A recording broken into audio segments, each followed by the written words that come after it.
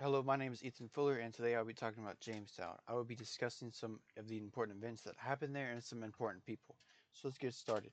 Now, what was Jamestown? Jamestown was the first successful settlement by the English of the New World. The English tried two other times to try and set up some settlements.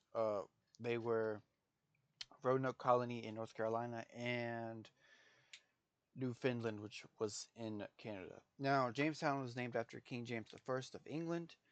He was famous for translating the Bible into English. But the main thing you need to know about Jamestown was that it showed the English that New World settlement was possible because it took a lot of time and effort into these settlements. And to be honest, I would have given up after like the first expedition failed. So it was great that they stuck it out. But Jamestown was settled in 1607 and it was abandoned in the 1750s. So let's talk about location. During this time, there's a lot of tension between the English and Spanish, even before Jamestown and even after. So because of this, defense was a top priority. So they settled into a peninsula which has water on three sides. But this defense came at a cost because they chose a swampy area, which meant that drinking water was very poor and also was a breeding ground to mosquitoes. What I think is ironic is that despite choosing a defensible spot, like around 2 months in of settling Jamestown in the area, they were attacked by the local Native American tribe. Interesting.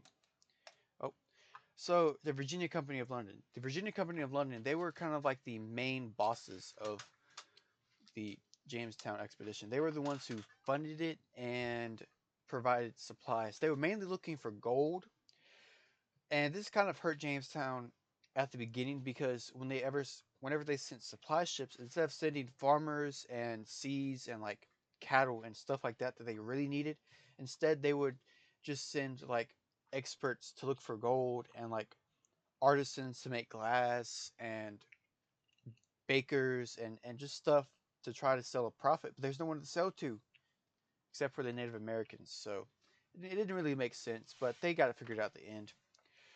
And what I mean is that they got it figured out is I mean tobacco. They Tobacco became a big export commodity, and the Virginia Company of London really helped spread this commodity around.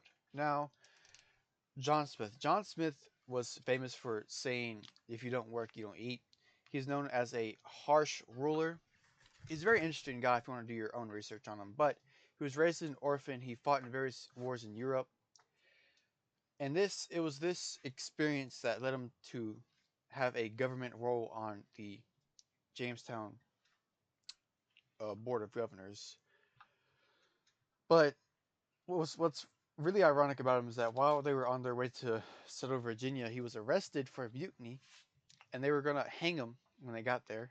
But his life was spared because when they opened the sealed box of the government officials, they found out he was one of them, so they couldn't kill him.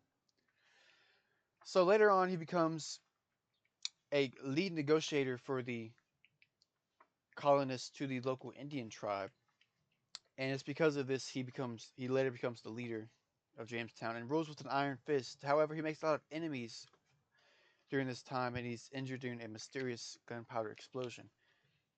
And when he got to England, he wrote two books about it, about his experiences. One of them contains the legendary tale of Pocahontas, which I'll talk about right now.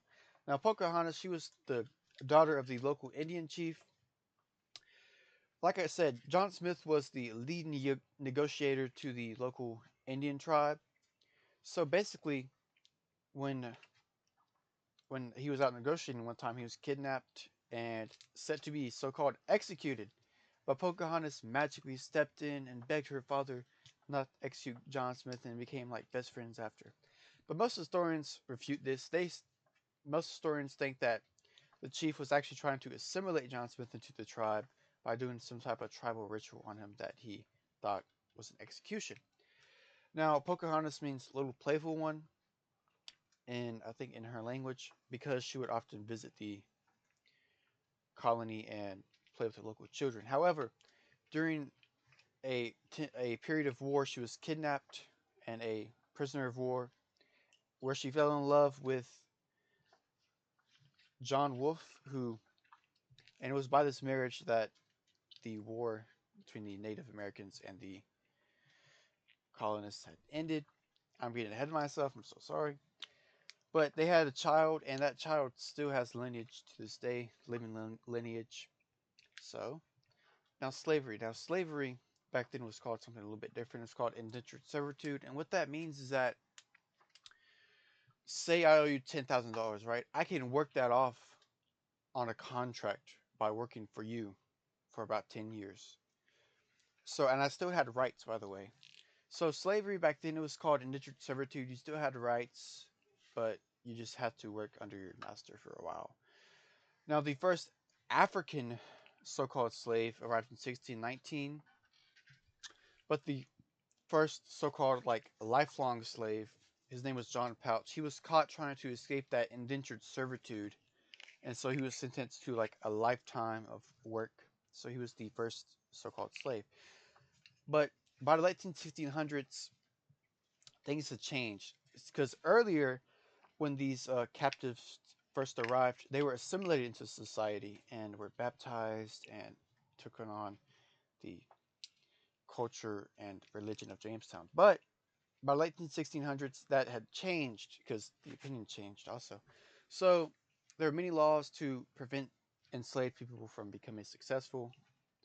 Like, for example, you couldn't marry white women, or your children would become indentured servitudes or slavery or slaves. But the whole reason why slaves were imported was because of the very profitable tobacco trade. That was the lifeline of Jamestown, and partially like the only reason why it was became successful was because of tobacco. Anyway, so and that's it.